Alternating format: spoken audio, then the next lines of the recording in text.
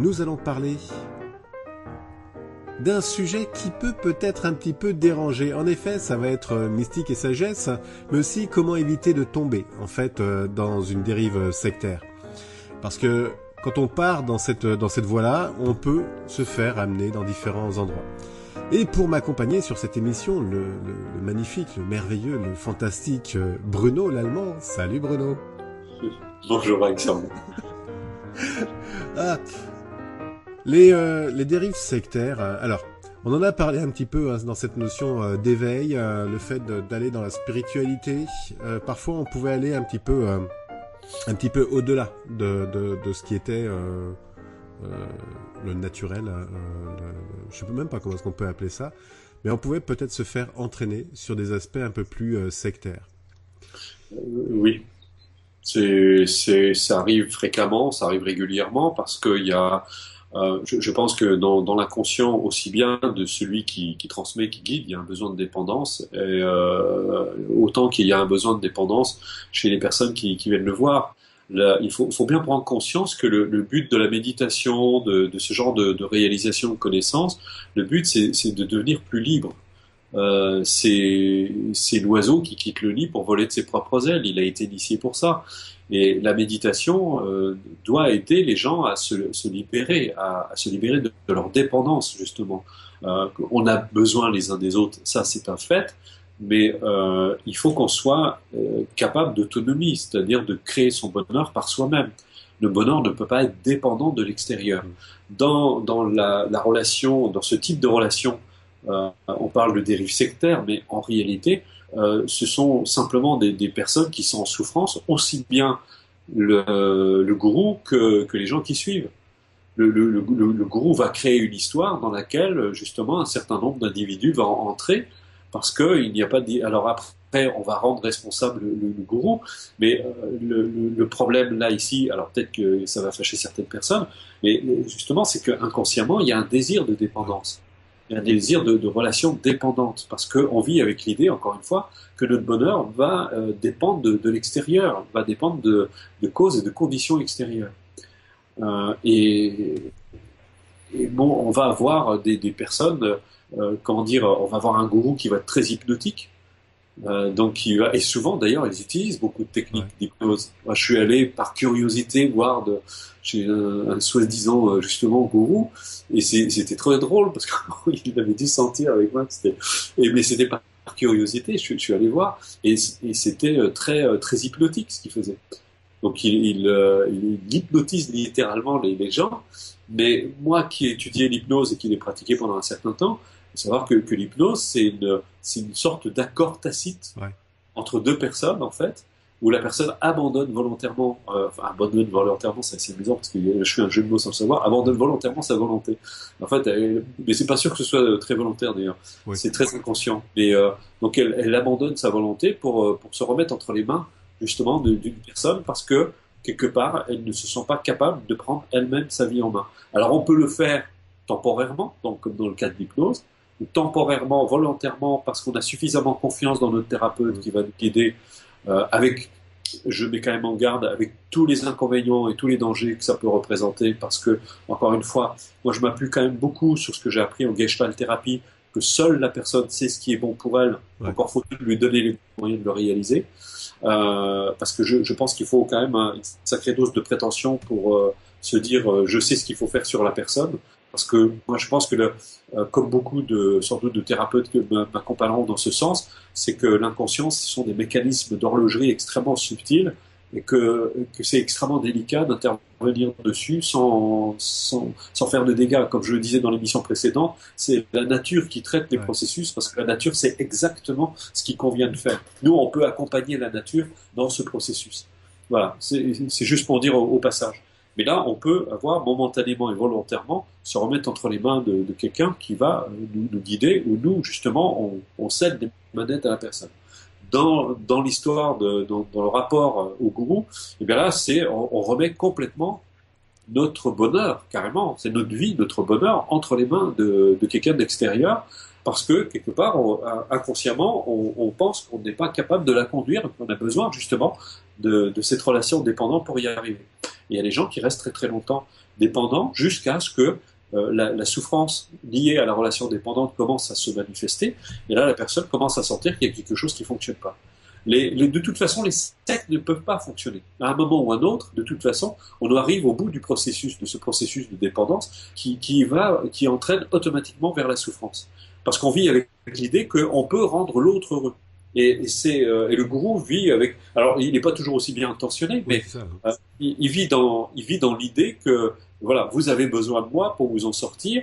Alors, ces intentions peuvent être plus ou moins pures, parce qu'on peut avoir des gentils gourous aussi, hein, et qui sont plein de bonnes intentions, qui veulent sauver le monde. Et ça, on l'a chez beaucoup de thérapeutes, justement, qui pensent que voilà, c'est des gens qui veulent éteindre des incendies partout. Ils pensent que les autres ont besoin d'eux pour être heureux, et ils se rendent indispensables. Mais ça crée aucun bonheur. Et on a ce genre de relation au sein même d'une relation de couple où on peut avoir c'est le même type de relation dans le fond, hein. On est toujours dans une relation dépendante. On a parlé des pervers narcissiques, où là on a quelqu'un qui a une emprise sur quelqu'un qui va être plus soumis que l'autre. Mais le thérapeute, le pervers, le manipulateur est tout autant en souffrance que le manipulé. C'est juste une question de positionnement. Mais on se demande qui est manipulé par l'autre, puisque l'autre, de toute façon, crée cette dépendance et fait en sorte que le bourreau soit dans cette position. Donc là, c'est pareil. Dans les dérives sectaires, c'est qu'on vit avec l'idée qu'on a besoin justement de cette relation dépendante. On a besoin de l'éclairage des autres, comme justement Sa Sainteté Dalai Lama qui vient donner des enseignements, mais avec ce rappel toujours de dire, comme disait Bouddha lui-même, ne croyez jamais ce que je vous dis, vérifiez-le à la lumière de votre expérience. Et là, on n'est pas du tout justement dans une attitude sectaire, puisqu'on invite la personne à aller voir par elle-même, à vérifier par elle-même. Mais malgré cela, on le sait très bien, moi je le vois aussi, c'est qu'il y a des personnes qui ne peuvent pas s'empêcher de créer cette relation dépendante. Même si nous on ne la cherche pas, les personnes qui vont s'attacher, qui vont vouloir, et qui vont passer justement parfois par la souffrance, vont vouloir au thérapeute, au guide, mais ça c'est normal, ça fait partie du processus de réalisation et d'accomplissement, parce que dans un premier temps, on vient pour de mauvaises raisons vers un guide, vers un thérapeute, vers tout ça, parce que on pense que justement il va faire les choses à notre place. C'est un peu comme un enfant qui vient voir son parent et qui quelque part lui demanderait de faire ses devoirs à sa place. Et il va être très frustré quand le parent va lui dire attends, non, je vais te montrer comment toi tu vas pouvoir faire. Et ça veut dire que à ce moment-là, l'enfant va devoir faire un effort, va devoir prendre sur lui, va devoir se prendre en main pour justement gérer lui-même ses propres devoirs. Bien là, c'est pareil, dans ce genre de relation, justement, on ne crée pas une relation dépendante. Donc un bon guide, justement, va refuser cette relation dépendante. Quitte à envoyer de temps en temps balader la personne, même si ça ne lui plaît pas. Donc, et ça demande pour soi d'avoir une certaine réalisation. Et il y a plein de façons de manipuler les foules. Hein. C'est par exemple faire croire à l'extraordinaire. Ça, c'est un maître spirituel le disait. La meilleure façon de manipuler les foules, c'est de faire croire à l'extraordinaire. Donc on va sortir des capacités du chapeau, on va faire des choses absolument particulièrement fantastiques.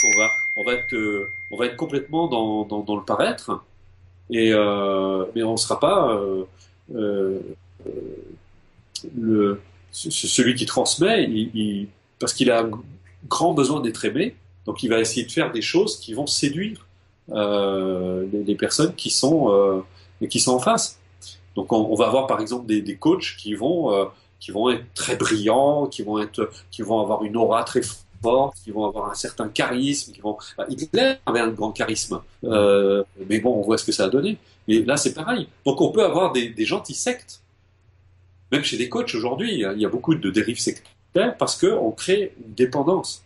Et cette dépendance peut être sous-tendue par toutes sortes de motivations. Ça peut être l'argent, ça peut être le pouvoir, ça peut être toutes sortes de choses, ça peut être le sexe aussi, parce qu'il y a des thérapeutes qui se servent pas mal au passage, et qui profitent.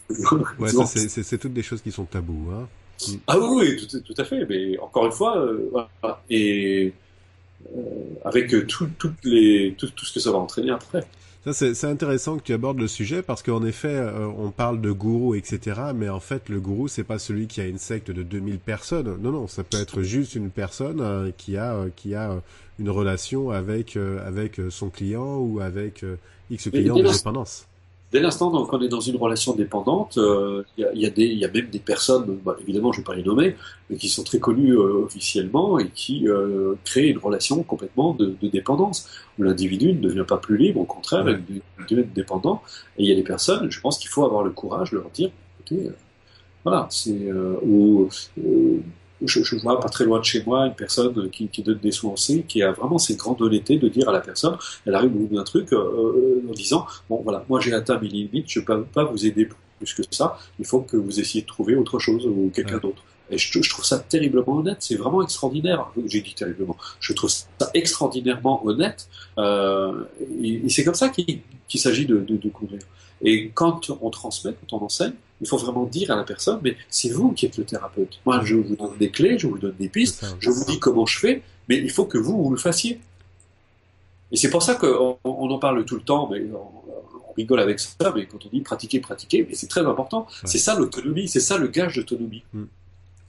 Ça justement, quelqu'un qui rentre en dépendance avec on va appeler ça un gourou, hein, en mettant beaucoup de choses. Un gourou, c'est être de lumière en plus. Hein.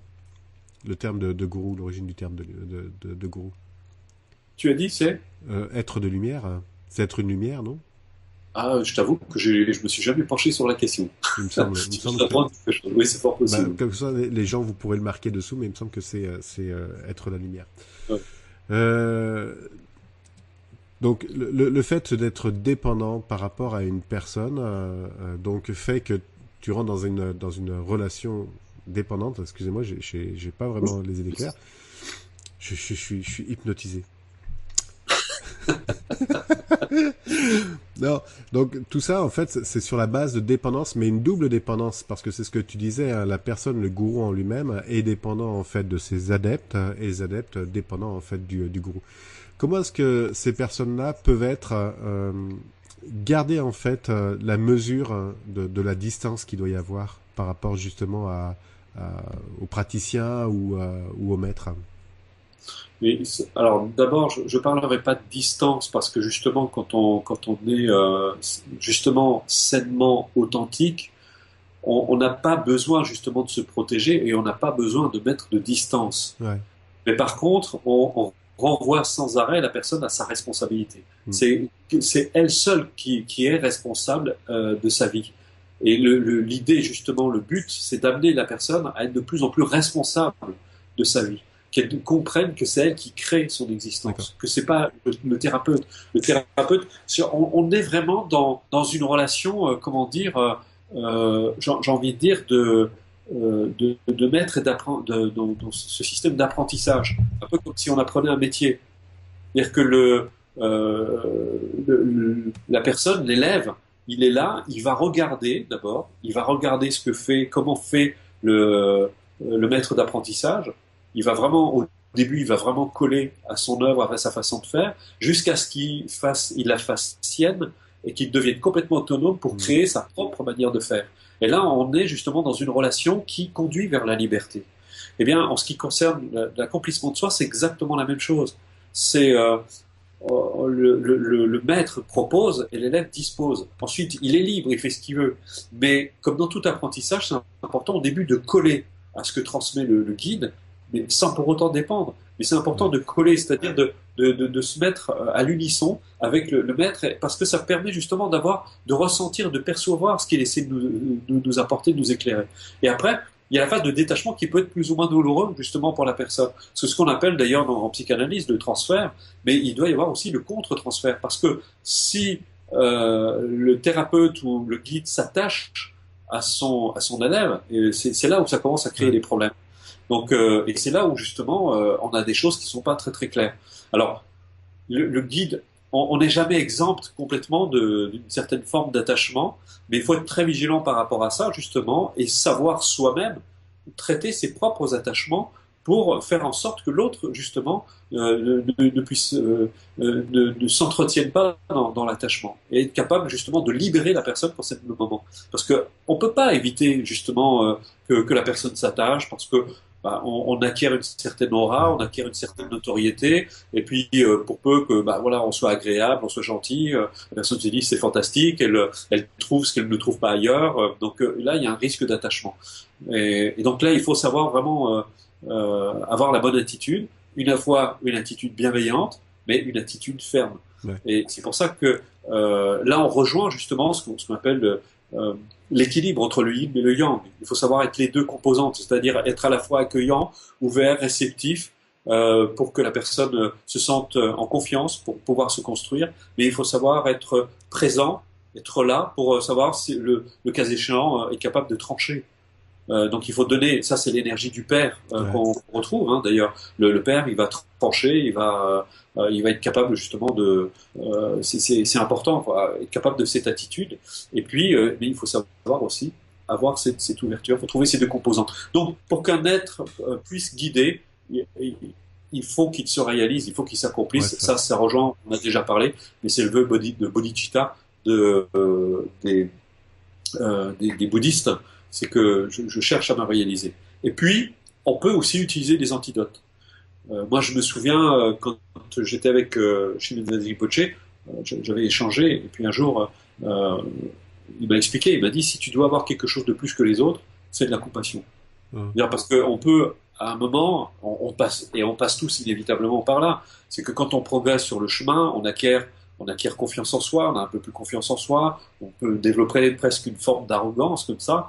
Et c'est là où il faut être très vigilant.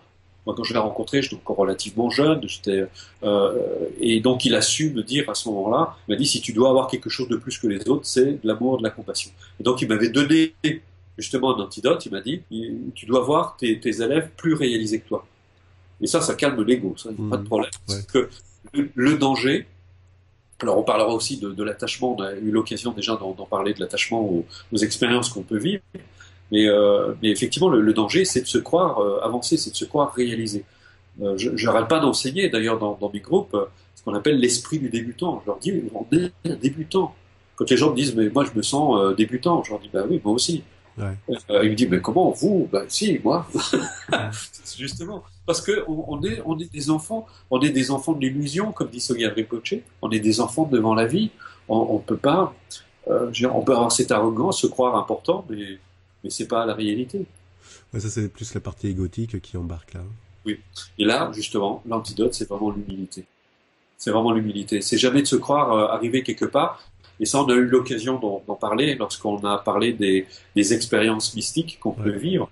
Le danger, c'est de s'attacher, de se croire que ça y est, je suis réalisé, j'ai accompli quelque chose. Bah non, justement. Je reviens justement sur la personne là. Il faut qu'elle garde son libre arbitre, hein, notamment quand elle va voir un thérapeute, etc. Il y a une relation qui se met en place, parfois une relation de dépendance. Il faut quand même qu'elle garde son libre arbitre, hein, pareil pour un gourou, pour qu'elle puisse justement se détacher. Donc ça, c'est un petit peu la responsabilité de la personne qui va voir le thérapeute. Et côté thérapeute ou gourou, il est clair qu'il ne doit pas y avoir de dépendance. Elle doit donner en fait la liberté à la personne d'aller chercher elle-même ses clés. Hein. Comme tu le disais dans le Gestalt thérapie, hein, tout est en fait dans la personne. Hein. Oui, seule la personne sait ce qui est bon pour elle. Encore faut-il qu'elle le découvre, qu'elle le réalise, qu'elle le sache. Le thérapeute doit en aucune façon... mais pour ça, encore une fois, la règle d'or, c'est que le thérapeute doit se libérer de ses propres difficultés. Ouais. Il doit avoir cette honnêteté et cette humilité face justement à ses propres blessures, ses propres douleurs. Ça demande une constante remise en question, une constante réévaluation de ce que l'on est, et de jamais s'asseoir en se disant, voilà, de s'asseoir dans sa position justement de guide ou de thérapeute et de se dire, ça y est, je suis arrivé quelque part. Et je suis plus avancé que les autres. Dès l'instant où on est dans cet esprit de se demander si on est plus avancé ou moins avancé, au contraire, comment dire, moi j'ai envie de dire que je me suis jamais senti aussi proche des gens, aussi comment dire, Ouais, il y a cette humilité, il y a cette ouverture qu'on doit avoir, et vraiment de ne pas se croire plus réalisé que les autres. Mm. Parce que on est tous potentiellement des Bouddhas. D'ailleurs, la seule chose qui nous diffère d'un être accompli, c'est que le Bouddha a conscience de sa véritable nature. La personne vit simplement dans l'ignorance de ce qu'elle est, mais elle est Bouddha aussi. Elle est cet esprit éveillé, elle est cet être réalisé, ou cet être de lumière, enfin peu importe, on peut le mettre comme on veut. Mais encore une fois, il faut bien faire la distinction de réaliser la nature divine, la nature de Dieu, et se prendre pour Dieu, c'est pas tout à fait la même chose. Ouais, c'est clair. Donc il faut bien faire cette distinction parce que justement les gourous maîtrisent vraiment l'art de se faire passer pour des individus supérieurs, extraordinaires. Euh, Ça c'est vraiment le danger. Ouais. C'est vraiment le danger, surtout quand on commence à gagner en popularité, quand on commence à être connu. Et moi personnellement, je fais très attention. Il y a des gens qui m'appellent, qui tombent sur moi au téléphone, qui sont très surprises. Ah, je pensais pas tomber sur vous. Et si, justement, on peut facilement tomber sur moi. Bon, on peut pas être non plus me démultiplier, mais j'essaie autant que possible d'être disponible et je me sens pas du tout plus avancé ou plus supérieur aux autres. Justement, toi qui es très connu, qui est suivi par des centaines de milliers de personnes, comment tu le vis ça? T'as un petit peu commencé à expliquer, mais comment tu le vis justement ce côté idolâtrie? Ouais, clairement, je vais employer le terme d'idolâtrie de personnes qui te voient comme étant une idole. Ah, je déteste ça. Ouais, hein, j'imagine. je, Te je connaissant, déteste oui. ça. C'est, enfin, non, le terme est peut-être un peu fort, mais euh, je, pendant longtemps, je vais dire, je détestais ça parce que euh, on est chosifié, on n'existe pas pour soi-même, donc Hmm. on n'est plus dans le respect, parce que la personne va projeter des choses sur nous, et on sait très bien que de toute façon, tôt ou tard, elle va être déçue. Elle va être déçue parce que si tant est qu'elle se rapproche de nous, elle va découvrir finalement, eh bien, on peut avoir des réactions tout à fait humaines. Les gens nous déshumanisent, ils nous idolâtrent. C'est le même truc qu'avec comment dire les acteurs de cinéma ou enfin les vedettes de cinéma ou de la chanson. Ils sont complètement idolâtrés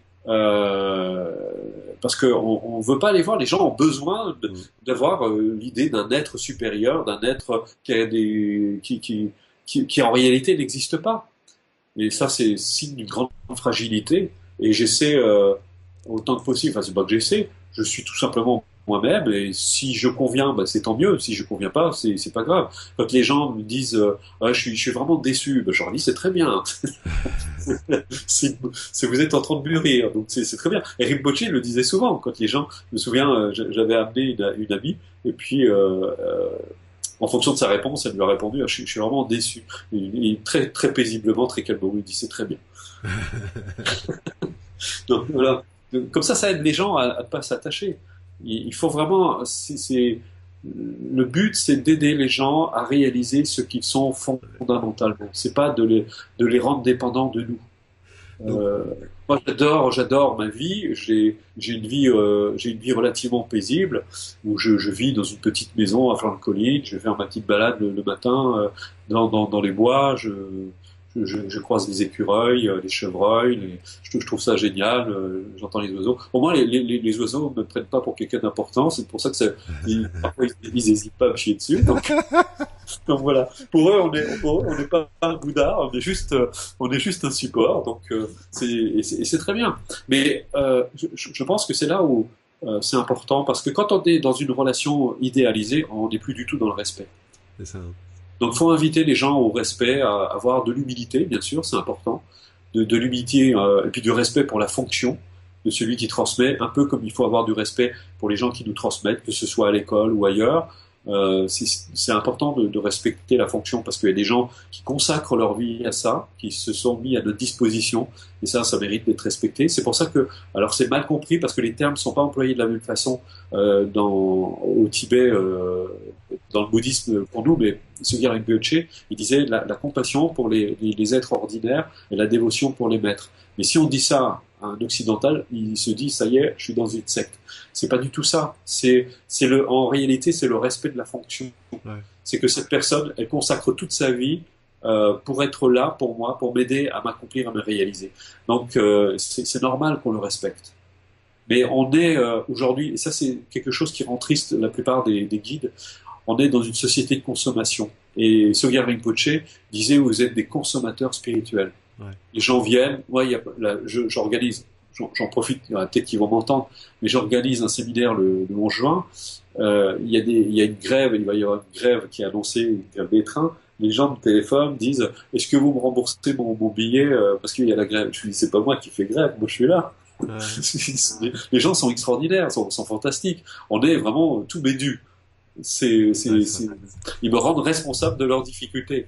Alors que moi, je prends le train aussi, donc j'y serai. Donc je leur dis, mais attendez, moi je prends le train, donc je vais faire comme vous. Donc moi je serai au séminaire. Donc il y a pas de raison. Si moi je peux y aller, vous pouvez y aller aussi. Et c'est ça qui est assez incroyable. Et on est dans cette consommation et tout ce qui touche justement à la spiritualité, où les gens râlent avec l'argent d'ailleurs. Ouais. Ils sont très consommateurs, sont vraiment des consommateurs spirituels.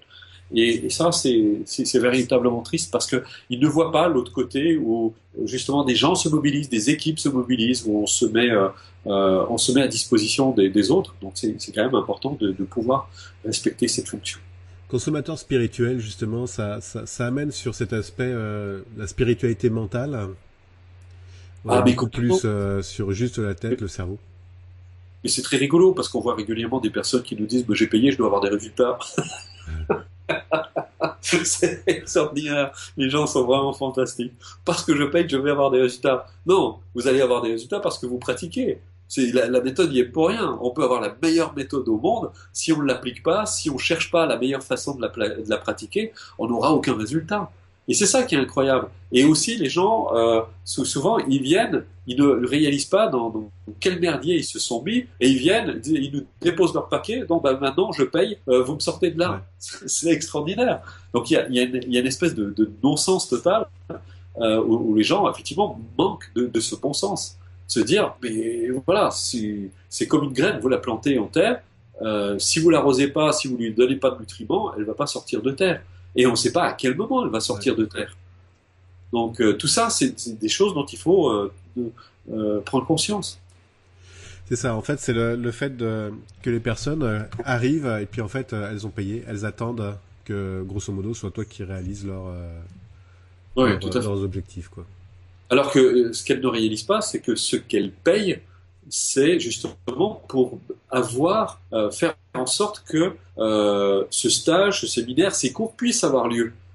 Elles ne réalisent pas que c'est elles qui directement participent à ce qu'elles reçoivent. Et c'est ça, cette notion d'argent, on en a eu l'occasion d'en parler dans l'émission sur la sérénité financière.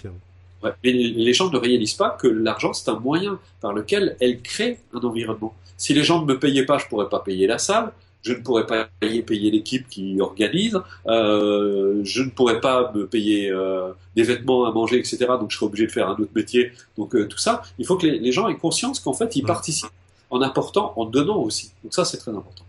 Bon, on s'est un petit peu éloigné du sujet qui était, entre autres, les dérives sectaires. Non, mais c'est la relation. Il y a quand même une relation. De remettre les choses à leur place. Ouais. Il y a quand même une relation parce que les personnes qui viennent à payer, et puis dans les sectes, il y a ça aussi. Hein, tu as des sectes où justement les gens donnent tout leur argent, se détachent en fait de toute cette partie-là et restent complètement dépendants en fait de la personne. C'est plus du tout la même approche du fait de payer un service dans lequel tu dois aussi pratiquer et puis devenir autonome.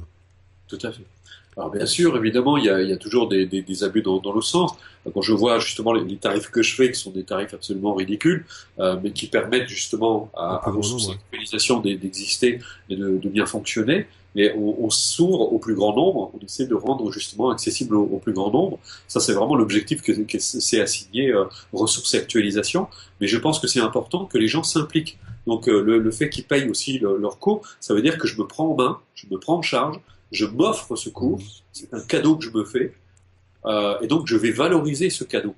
Et si les gens ont conscience réellement de ça, mais ça change tout. Ça veut dire que en fait, je viens de m'offrir quelque chose, donc ça a de la valeur.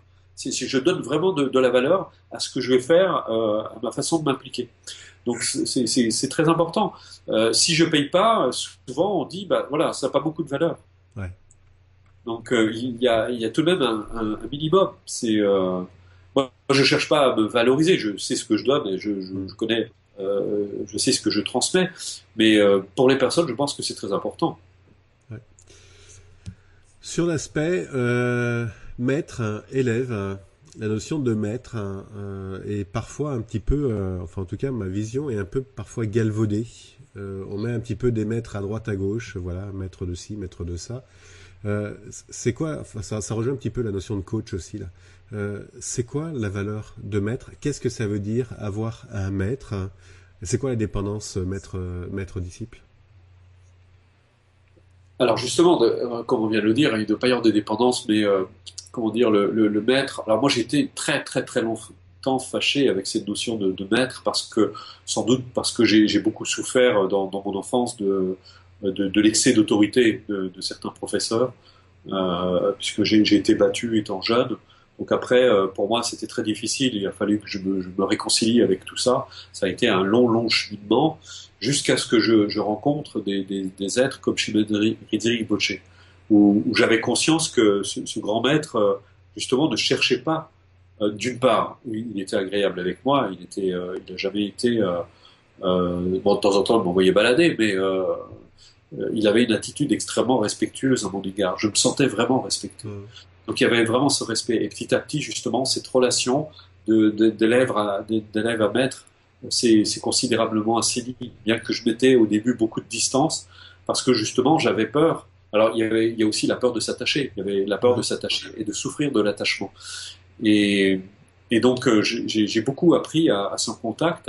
Et ça m'a aidé à me réconcilier justement à ce rapport au maître, parce que j'ai compris et j'ai vu à travers lui combien il y avait autant de respect dans un sens que dans l'autre. Et ça, c'est très important. Et il disait aussi, et je trouve que ça, c'est quelque chose de superbe dans le bouddhisme, ils disent il faut que le maître examine l'élève ils disent pendant 3 ans, pour voir si c'est un bon élève, si c'est un bon disciple, si on va pouvoir lui transmettre. Mais ils disent aussi, mais le disciple doit faire la même chose. Il doit examiner si le maître a les qualités requises pour être un bon maître et pour pouvoir transmettre. Donc le disciple doit être très attentif et surveiller justement le maître pour voir s'il a les qualités requises pour transmettre. Et après, ben justement, on entre dans une relation qui va être plus profonde, où inévitablement il va y avoir de l'attachement, mais si le maître est suffisamment réalisé, accompli, s'il est suffisamment clair, eh bien, il va être capable d'aider le disciple tout en le laissant s'attacher, parce que l'attachement est inévitable, mais de l'aider justement à se libérer de cet attachement. Graduellement, c'est un processus graduel, la réalisation de soi. Donc, et jusqu'à ce que, de toute façon, dans l'absolu, il y a que des êtres totalement réalisés qui ne s'attachent plus. On ne peut pas ne pas s'attacher. On va s'attacher à sa femme, on va s'attacher à son mari, on va s'attacher. Mais plus comme disait Nathalie, plus on se rapproche du sommet de la pyramide, moins on est nombreux. Parce que la plupart des gens, ils préfèrent la relation d'attachement. Parce qu'ils pensent y trouver du bénéfice, alors que plus on se détache, plus on vit le bonheur et on vit la sérénité et la joie. Donc le vrai guide, le vrai maître va aider. D'ailleurs, il va même faire en sorte que... Enfin, c'est pas qu'il fait en sorte, on ne peut pas s'attacher, en fait. Parce qu'il n'attend rien de nous. Il n'attend rien de nous. Il donne tout, mais il n'attend rien de nous. Donc il n'attend pas d'être aimé, il n'attend pas d'être reconnu, il n'attend pas... Par contre, si on a du respect à son égard, bien sûr que ça va le toucher, il en sera plus heureux, mais par contre, il n'attend rien de nous. Il est là, il est comme le maître est là comme une proposition pour nous. Et il propose et on dispose. Donc après, libre à nous de prendre ou de pas prendre. Mais en tout cas, il donne. Il est comme une fleur qui libère sa fragrance, dont on peut bénéficier ou pas. Donc si on a le nez bouché, on peut pas recevoir. C'est clair. Voilà. Donc, mais justement, il y a des gens qui sont parfois mal embouchés, donc ils reçoivent pas, donc ils repartent frustrés, et ils sont justement comme ces gens, donne-moi, mais je garde le poing fermé. Donc du coup, c'est impossible. Donc c'est des relations, ils créent des relations impossibles. Donc ça, c'est très important. Donc il doit y avoir toujours, encore une fois, je le répète, mais cette relation de respect, d'ouverture, et puis aussi de confiance, c'est que en fréquentant ce maître, eh bien, on a gagné, on acquiert suffisamment de confiance, on se dit, bon, voilà, il a réellement les capacités pour m'aider, je je peux lui faire confiance, il va m'éclairer, il va m'aider.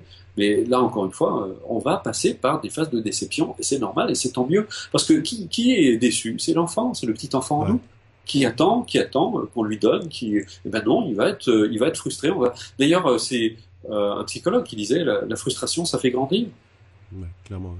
On grandit et on lâche prise de ses attentes pour rencontrer l'autre dans ce qu'il a de plus pur et de plus authentique. Donc, tout à l'heure, tu parlais quand même qu'il y avait un attachement maître, élève, disciple. Hein. Et par contre, cet attachement, en fait, ensuite de ça, il y avait un détachement qui se faisait. Hein. Oui, oui, mais oui, c'est inévitable. Moi, je me souviens de la relation que j'ai eue avec Shimon Rinpoche. Je me suis attaché à cet homme, mais la chair, il m'envoyait balader. C'était terrible. Je crois que c'est l'homme que j'ai le plus aimé et le plus détesté en même temps parce que voilà, mon ego était pas satisfait parce qu'il répondait pas à mes attentes, mais mon maître était pleinement satisfait parce qu'il m'aidait à me réaliser, à m'accomplir. Donc le jeu en valait la chandelle et je réalise aujourd'hui que c'est moi, tout seul, qui ai créé toute cette souffrance à travers lui. Lui, il y était absolument pour rien. Il était là, encore une fois, comme une proposition pour moi, dont j'ai pas toujours su bénéficier.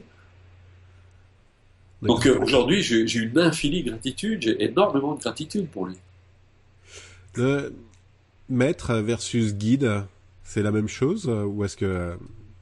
Bah, tout dépend ce qu'on met derrière le guide. Euh, le maître, moi, c'est pour ça que j'ai souvent gardé le statut de formateur. Les gens Ouais. me disaient, vous êtes coach, je dis non, je suis formateur, je forme les gens. Je leur enseigne, je leur transmets, pour que justement ils deviennent autonomes, pour qu'ils deviennent libres. J'ai jamais construit mes relations avec mes élèves dans la dépendance. Quitte à en voir partir et plus jamais revenir parce qu'ils étaient fâchés, ils n'étaient pas Ouais. contents, parce que ça se passait pas comme ils voulaient. C'est pas grave, c'est fait partie du processus et on peut jamais faire l'unanimité et on ne le fera jamais. Et c'est pas le but. Le but, c'est d'aider les gens à se réaliser. Je sais très bien, tu m'envoyais des lettres incendiaires, des choses pas toujours très sympathiques. Mais c'est pas grave, c'est que les gens en fait ils projettent, Ouais. comme disait Sogyal Rinpoche, on est plus souvent l'objet de projection que de vénération d'ailleurs. Ouais, c'est ça. Donc il dit, vous venez projeter toutes vos merdes et puis après vous êtes fâché parce que ça marche pas comme vous voulez. Donc mais voilà, nous on propose et après si les gens ne bénéficient pas de ce qu'on leur donne, on n'y peut pas grand chose. Hein. Comment tu choisis un maître? Qu'est-ce qui t'amène à chercher, à trouver, à suivre un maître? Hein. Je crois qu'on le choisit pas réellement. C'est qu'on entre. Mais là, ça rejoint, j'ai envie de dire, ça rejoint la loi de l'attraction. On dit bien d'ailleurs que le maître arrive lorsque l'élève est prêt. Ouais. Il y a les concours de circonstances qui font qu'à un moment on se dit tiens, on va taper sur internet, on va tomber sur une vidéo, ah tiens, mais ça me parle, et puis on a envie de rencontrer la personne, puis on finit par la rencontrer. Parce qu'aujourd'hui, bon, faut vivre avec notre modernité, parce que aujourd'hui, ça peut paraître l'archétype du sage qu'on va avoir dans sa grotte, avec qui on va Ouais. passer du temps. Ça existe encore, mais il y a d'autres moyens, d'autres voies par lesquelles on peut passer. Et oui, le modernisme est un moyen de rencontrer des guides. La preuve, c'est qu'on peut voir des vidéos du Dalai Lama sur Internet. On peut voir, il y a plein de choses qui sont faites comme ça. Il y a beaucoup de guides desquels on peut bénéficier des enregistrements et pouvoir les suivre. Et ce qui est bien, c'est qu'on peut faire le tri en plus. Mais je pense qu'à un moment, la vraie rencontre se fait parce que je pense que c'est le moment et que l'aspiration chez l'élève est suffisamment forte pour que le phénomène se produise. Tu, Là, par- ouais. tu parles de guide. Pour toi, un guide, c'est quoi? C'est le Dalai Lama, par exemple? Oui, ça peut être le Dalai Lama, moi ça a été Shinoda Rinpoche, ça a été Sogyal Rinpoche, et puis beaucoup d'autres, puisque j'ai rencontré Ouais. Karl Graf Durkheim, j'ai rencontré pas mal de guides qui m'ont initié, chacun à leur niveau. Mon premier maître spirituel, c'était mon prof de Kung Fu, c'était un maître coréen qui pratiquait le zen.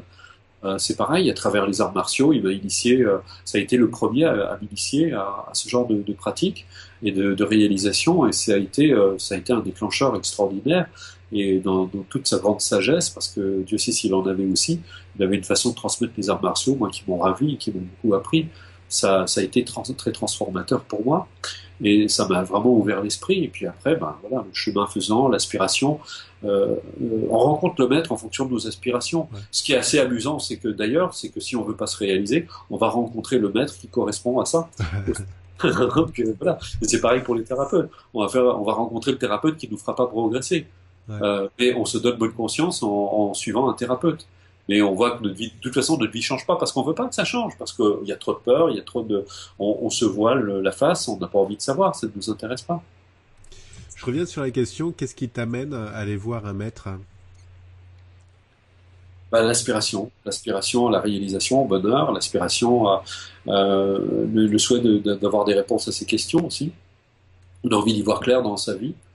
Donc il y a un moment, moi il a été, justement on parlait de la prière dans l'émission précédente, moi chez Bédési Poche, il était la réponse à mes prières. J'aspirais réellement à me libérer et j'ai demandé à rencontrer les bonnes personnes. Puis bah, il est arrivé sur mon chemin, j'ai demandé et j'ai eu. D'accord. Et c'est pareil avec beaucoup d'autres guides que j'ai pu rencontrer. Ils ont été chaque fois une réponse dans mon cheminement à un moment donné de mon existence. Il y avait cette réponse qui collait, qui sonnait juste et qui répondait totalement à mon souhait, à mon désir à ce moment-là. D'accord. Donc en fait, c'est venu comme ça, suite en fait à une demande, tout simplement. Oui, parce que je dirais, ouais, c'est une aspiration. Je préfère le mot aspiration. Pour moi, c'est voilà, il y a vraiment une aspiration. Ça vient du plus profond de l'âme. On a ce souhait, ce désir ardent qui fait qu'à un moment, soit parce que il y a trop de souffrance dans notre vie et qu'on arrive à ce point d'en avoir assez, ce point de ras-le-bol où on se dit bon maintenant il faut que je me libère et que je trouve des solutions. Et comme je disais dans l'émission précédente, ben, la prière c'est de se brancher là où est la réponse. Mmh. Et donc ben, il y a eu un concours de circonstances qui a fait que j'ai rencontré chez Bédési Poche.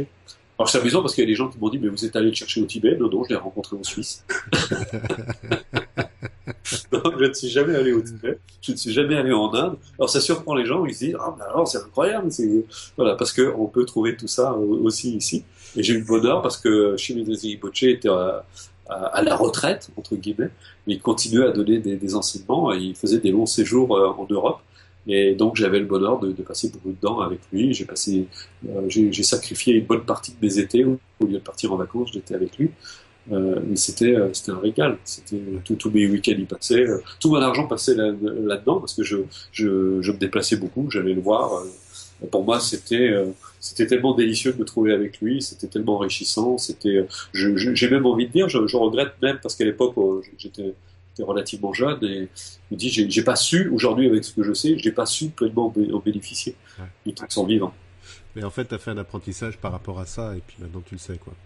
Oui, oui, tout à fait. Mais bon, j'ai rencontré d'autres guides et on est tout le temps en train de se réaliser et de s'évaluer. Et je crois qu'il faut, alors ça va répondre aussi à la question pour éviter le sectarisme, il faut être toujours capable de se réévaluer. Ouais. Constamment, et de jamais se croire avancé, d'avoir cette humilité, ce respect. Moi, c'est vraiment ce que j'ai trouvé de très touchant chez tous ces grands maîtres, qu'on considère comme des grands maîtres, c'est vraiment cette humilité. Ils sont vraiment comme des enfants, ils parlent très spontanément de ce qu'ils ressentent, de ce qu'ils éprouvent, de ce qui les dérange, de ce qui les gêne. Alors on se dit, tiens, mais c'est surprenant, on pense qu'un maître ne devrait plus avoir ce genre de remarques. Ben si, justement, et c'est ça qui est extraordinaire. Ils sont présents. Justement, il y a une image qu'on se fait du maître, comme tu viens de dire, là, on peut être surpris qu'il ait ce genre de remarques. C'est très, comment dirais-je, quelque Il doit part... tout savoir. Pardon? Il doit tout savoir. Ouais, c'est ça. L'image qu'on a, c'est il doit tout savoir, il doit être assis sur son zafou et puis limite, sans parler, tout se passe. Ouais, mais ça, c'est les clichés que l'Occident a véhiculés parce que, je sais pas, il a dû aller en Inde, il a pris une photo à un moment et il s'est dit, voilà, c'est ça la sagesse. Et ils ont sûrement pas passé assez de temps avec ces maîtres pour savoir ce qu'est réellement un maître. Mais ça, c'est très occidental aussi. Hein. C'est que on a un rapport tellement pourri à l'autorité qu'on projette ça dans nos relations et on attend tout. Là aussi, encore une fois, on attend tout du maître. On veut qu'il soit parfait. Il n'a pas le droit d'avoir une faiblesse. Alors que moi, j'ai passé du temps avec ces maîtres, mais c'est vraiment ce qui reflète, c'est leur simplicité, leur authenticité et cette humilité. vraiment, ils sont très humbles. J'ai pas vu ils se prennent pas pour quelqu'un ils se prennent pas pour quelqu'un justement. Hmm. Donc, on est très loin de ce cliché hein, quand on est avec eux. Ouais, c'est ça tu vois, en parlant, c'est ça qui peut être surprenant pour les personnes aussi qui nous écoutent, qui ont ce cliché du gars qui est sur son estrade là, assis en tailleur là, et puis Qui est parfait. qui est parfait, ouais, d'accord. Ouais, tout à fait. Non, non, c'est pas du tout ça. Hein. Il faut que les gens se débarrassent vraiment de ce genre d'attitude, de perception, parce que c'est vraiment. Et c'est ça qui est agréable, c'est que quand on est avec eux, eh bien, on peut vraiment être soi-même. On sent qu'on n'a plus besoin de se protéger, on n'a plus besoin d'être quelqu'un, on n'a plus besoin de paraître. On abandonne tous ces masques les uns après les autres. Et c'est ça qui est fantastique, c'est que le temps qu'on passe avec un maître comme ça, alors on se dit, mais qu'est-ce que je m'embête avec mes histoires, et on les laisse tomber les unes après les autres. Ouais. Ça, c'est vraiment fantastique parce qu'ils sont pas du tout dans le paraître, justement. Ils sont vraiment pas dans le paraître. Donc, c'est pour ça qu'ils sont très humbles. C'est pour ça qu'ils sont très, et des fois, effectivement, on peut être déçu. Ah non, c'est comme ça, un maître. Vraiment, notre écho, on peut vraiment être déçu. Ouais. Mais à long terme, on se dit, et qu'est-ce que c'est bon, qu'est-ce que c'est délicieux, parce que justement, on peut faire tomber les masques. D'accord. Ça, c'est intéressant ce que tu dis là, tu vois. C'est vraiment Ouais. intéressant. Euh, comment voir que tu es pas en dépendance justement avec un maître, hein, que tu gardes quand même ta liberté. Comment tu sais que tu peux garder ta liberté, enfin que tu gardes ta liberté, que tu as ta liberté encore de choix. Il n'y a plus de souffrance, il y a plus de souffrance, il y a de la joie. Il y a la joie d'être avec lui, mais il y a la joie d'être seul, d'être en paix. Encore une fois, ça doit nous faire gagner en liberté. Et d'ailleurs, c'est rigolo, pas plus tard qu'hier soir, j'ai eu un échange avec une amie qui me parlait de liberté et qui me demandait, mais ça dépend ce qu'on met derrière le mot liberté. Je lui dis oui, en effet, c'est exact. Et elle me dit, mais qu'est-ce que toi tu mets derrière le mot liberté? La liberté d'être soi. Ouais. La liberté d'être soi, la liberté d'être tout simplement ce que l'on est, de pouvoir l'apporter à l'autre, sans avoir besoin justement de se protéger, d'être quelqu'un, d'être juste soi. Et je trouve que ça, c'est la plus belle des libertés qui implique justement le respect. Parce qu'on parlait entre autres de la relation de couple, parce que j'ai compris que ça devait lui faire très peur quand j'ai parlé de ça. Elle disait, ouais, mais la liberté, c'est pas à n'importe quel prix dans la relation. Et je lui dis, c'est amusant, c'est que tu associes la liberté avec la trahison, avec la possibilité que l'autre, il aille faire ce qu'il veut. Et la liberté, c'est pas faire tout ce qu'on veut. La liberté, c'est d'être juste simplement soi-même. De pouvoir être simplement soi-même sans avoir besoin de se protéger et de se dire, voilà, je peux être juste ce que je suis. Mhm.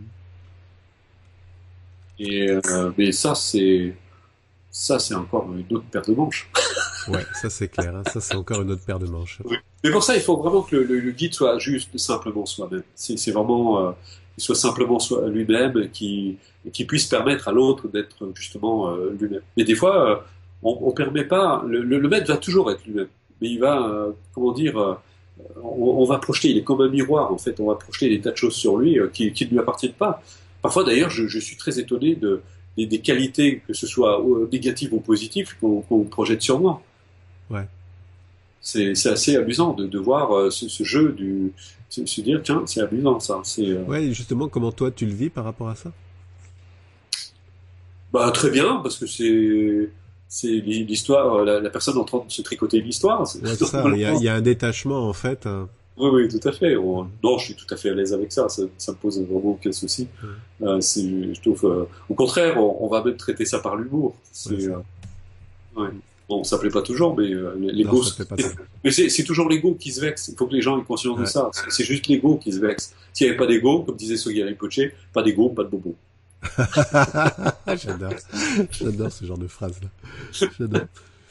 J'avais une question que j'ai complètement oubliée. Oui, tout à l'heure on parlait un petit peu de la spiritualité supermarché là. Je reviens un petit peu enfin en tout cas moi je l'appelle comme ça, la spiritualité des Ouais. supermarchés. Tu vas dans ouais, le Méditation. supermarché de la spirituelle là et puis voilà méditation 3G et tous ces trucs là. Les lunettes avec les stroboscopies. C'est lié. Les sons.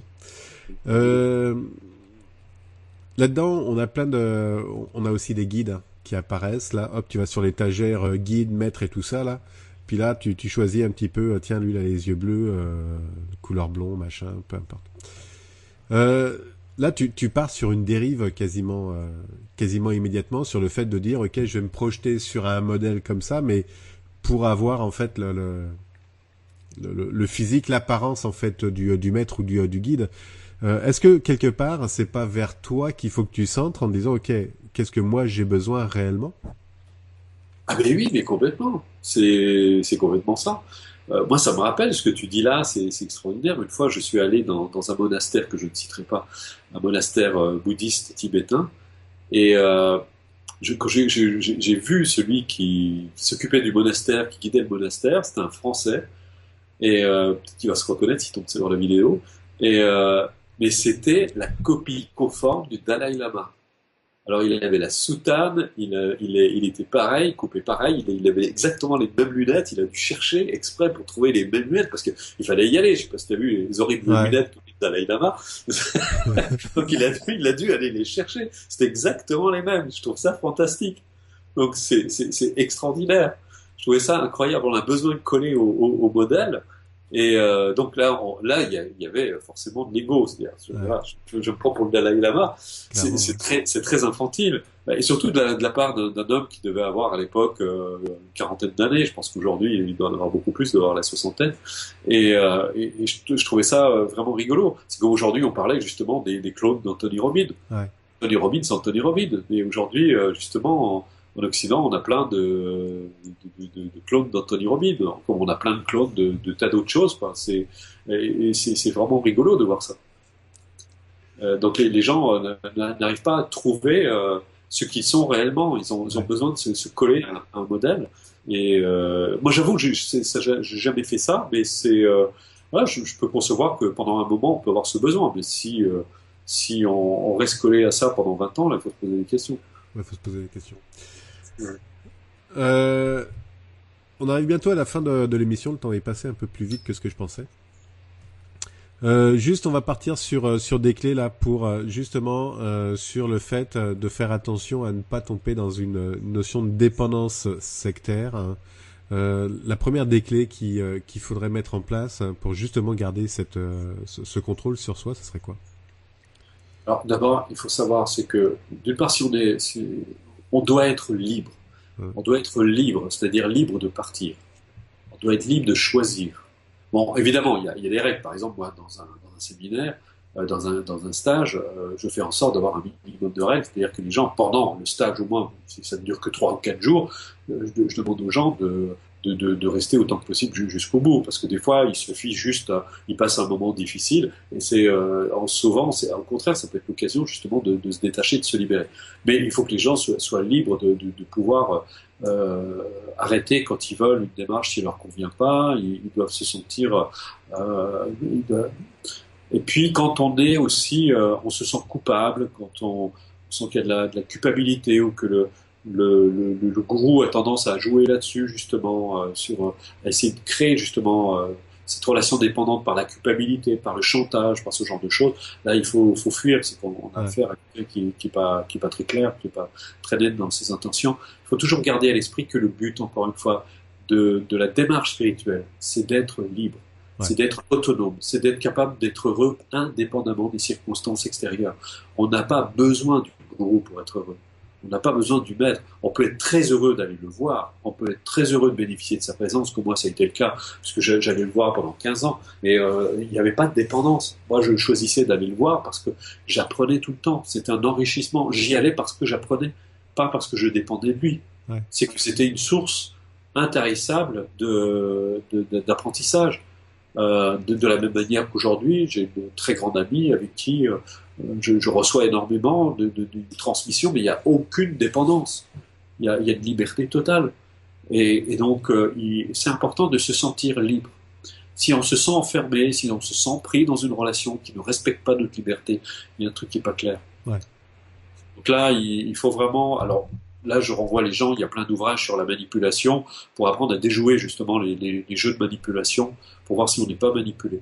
Mais il faut aller plus loin aussi que ce seul rapport de Ouais. victime à bourreau, parce que ça, on a eu l'occasion d'en parler. Il faut voir que la personne qui crée cette relation de dépendance, c'est parce qu'elle est en souffrance. C'est parce que justement, elle a besoin d'un plus. Comme on va dire, j'ai entendu il n'y a pas très longtemps, c'est Patrick Bruel qui disait que les artistes sont des gens qui ont un immense besoin d'être aimés, c'est pour ça qu'ils ont un public. Ouais. Et c'est vrai que, mais c'est pareil pour le gourou. Il a besoin de reconnaissance, il a besoin de pouvoir, il a besoin, parce il ne sait pas exister autrement. Mais c'est justement une blessure, une grande souffrance. Alors qu'on doit être libre de ça. Je dis souvent aux gens, pour moi, je suis aussi heureux d'aller bêcher mon jardin que d'animer un stage. Il y a pas de différence. Je ressens la même joie, je ressens le même bonheur, je ressens, quand je vais méditer dans la nature, j'ai autant de plaisir et autant de bonheur que de transmettre, que d'enseigner. Donc il n'y a pas plus et pas moins. J'ai pas besoin. Si demain je devais tout arrêter et faire autre chose, ça ne pose aucun problème. Ouais. J'ai pas besoin de ça. Je le fais parce que c'est par amour, c'est par amour de l'humanité, c'est par amour des êtres de cette planète que je vois comme mes frères et sœurs humains et auxquels j'ai envie de participer à cette harmonie dans le monde. Et j'espère qu'il y en aura d'autres. Comme disait, c'est Moji qui disait, je ne cherche pas de disciples, je cherche des maîtres. Ouais, ça. Donc voilà, donc moi c'est pareil, je cherche des êtres accomplis, réalisés. Hein. Donc garder sa liberté. Ouais, Voilà. très important. Ouais, C'est ouais, c'est vraiment la clé. On doit se sentir libre vraiment. ouais. Et on doit se sentir de plus en plus libre. Et ça veut pas dire que moi c'est un ami, c'est devenu un ami, mais il vient depuis 1990 dans mes stages. Mais chaque fois il dit, mais je me sens pas dépendant, mais j'ai tellement de plaisir à être là, j'apprends tellement que voilà, je viens, mais juste pour le plaisir. Personne ne me contraint, personne ne m'impose de venir. Mm. Il vient et j'ai des élèves qui viennent déjà depuis plusieurs années. Et je me régale, c'est comme des vacances. Ouais, c'est ça. T'es quelque part un maître, maître Bruno. Je ne m'attribue pas cette fonction. Non. Je laisse ça, je laisse ça aux autres parce que j'ai beaucoup j'ai beaucoup d'humilité et je ne veux pas me prendre pour la personne que je ne suis pas. Mais si je peux apporter mon aide et si je peux être bénéfique aux autres, alors j'en suis vraiment ravi. Ouais. Vraiment, pour moi, c'est un réel bonheur. Ah. Voilà, Excuse-moi, c'est fantastique. Ah non, mais ça c'est merveilleux, c'est il y a la magnifique. minette qui vient de se réveiller là. Voilà. Bah Il vient écoute, chercher son câlin. ouais, elle va chercher son câlin. On arrive à la fin de l'émission.